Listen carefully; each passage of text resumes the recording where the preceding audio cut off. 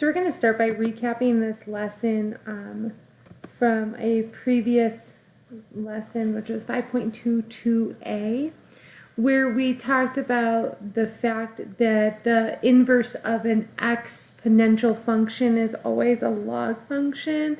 And now we're going to take that and work the other way.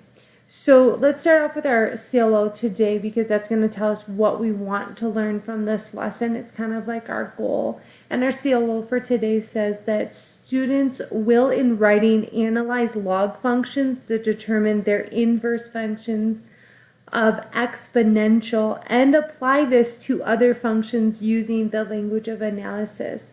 So this really says here that we are going to start our lesson by stating that the log function is an inverse function. So let's start right there in our CLO today.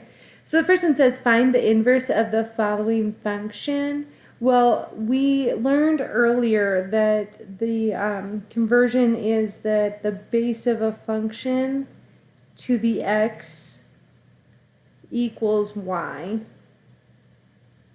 would be the same thing as the log of b to the y equals x, where we just flipped these two, right? We just flipped those two. Okay, so let's do this for this new one, but we're going to go the other way. So right now we have the f of x equals log of x, log of 4 to the x. So we're going to go ahead and keep 4 as our base, correct? And then we're going to be flipping these two, right? Now, the thing is, though, if I leave this as f of x right here as the exponent, I really don't have an equation, right? I still have work to do. So we're just going to go ahead and call that x. And we're going to say that would be equal to y. And we could really write this the other way if we wanted to. We could write y equals 4 to the x. And that's totally fine. It doesn't make any difference whether it goes one way or the other way. Now, let's talk about the inverse of a log function is always what? What do we know the inverse of a log function is always? Well, we know that it's always going to be an exponential function. So here we're going to write exponential.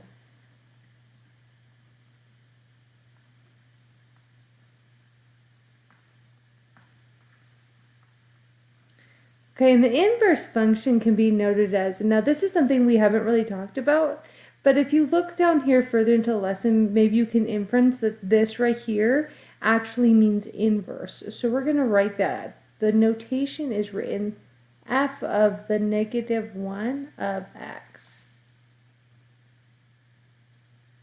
And now that you have both equations up here, the original one we started with here, go ahead and circle that so you can see that.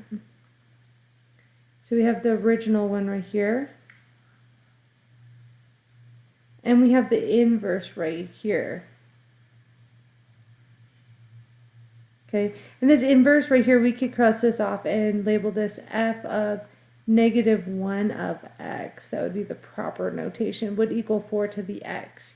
Now you can take that down here and you can start on the next part of the lesson, which tells you to graph both the function and the inverse of the function. And you can do that by using Desmos.com and inserting a picture of the graph or a link to your graph. And when you're done with that, you can come back to the next video.